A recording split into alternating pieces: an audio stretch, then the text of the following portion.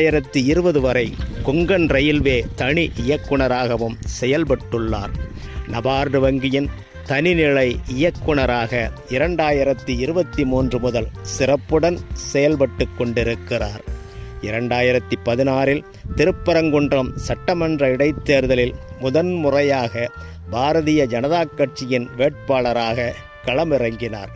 இந்த தேர்தலில் வெற்றி கிடைக்கவில்லை என்றாலும் மக்களை சந்திப்பதிலும் மக்கள் குறைகளை தீர்க்கும் பிரச்சனைகளுக்காக குரல் கொடுப்பதும் பாஜகவின் வளர்ச்சிப் பணிகளிலும் தீவிரமாக செயலாற்றினார்.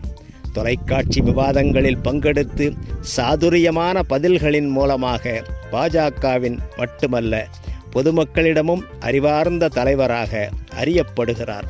சிவகாசி, சாத்தூர் பகுதிகளில் முக்கியமான தொழிலான தீப்பெட்டி உற்பத்தி பெரிதும் பாதித்து வாழ்வாதாரம் நிலை